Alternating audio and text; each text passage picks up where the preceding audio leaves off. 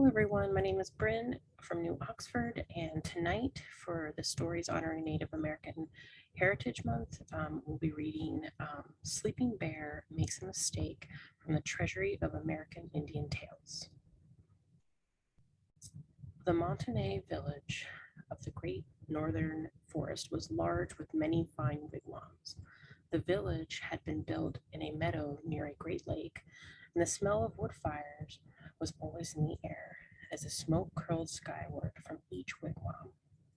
It was a busy time of year for the Montagnais because winter would soon be upon them. Families were repairing their homes and making new clothing from the winter months. It was on one of these busy nights that the bald eagle informed his family that he believed they should build a new wigwam. So the work was organized. First, Bald Eagle selected a good place to build it. Then he scratched lines in the ground to show where the frame would be set. Having cut saplings and put them in place, bending the ends to make the arches for the roof, he bound them together with withes made from a peeled basswood sapling about 3 fingers thick that bent very easily.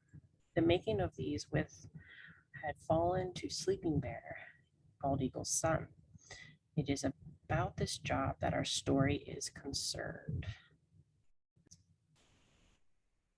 When Sleeping Bear was asked to make the withes, he was proud. This was the first time his father had ever asked him to do such an important job. Dashing off into the forest, he came upon a young basswood sapling about 3 fingers thick. Taking his knife from his beaded sheath, he proceeded to cut the sapling.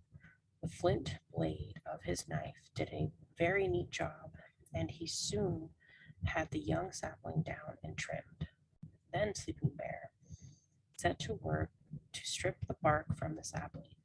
When he had all the bark peeled away, he dashed home to show his father what good work he had done. Bald Eagle smiled. "That is fine, my son, but now we must have the withes to tie the ends of the frame together." Sleeping Bear squatted upon the ground and began to cut thin strips from the basswood. He worked very carefully until he had cut a very thin strip from the sapling. Then he cut another and another until he had a good supply. Picking them all up, he walked to where his father was working and proudly said, "Here, father, are the strips you can use for width." Without looking up, Bald Eagle said, "That is fine, my son. How many have you cut for me?" "I have cut about 30, said Sleeping Bear. Bald Eagle looked up. Reaching toward his son's outstretched arms, he grasped the basswood strips. "These will make very fine fishing lines, my son, but they are much too thin for width. You must make them thicker so that they will hold the frame in the position we want." Handing the strips back to Sleeping Bear, Bald Eagle smiled and continued to work upon the frame of the wigwam. Sadly, Sleeping Bear turned and headed back into the forest to find more basswood saplings.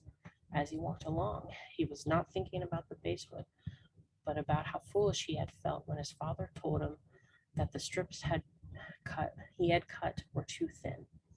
He kicked at the pebbles and was very angry with himself. He did not realize that he walked quite a distance from the village until suddenly it got very dark.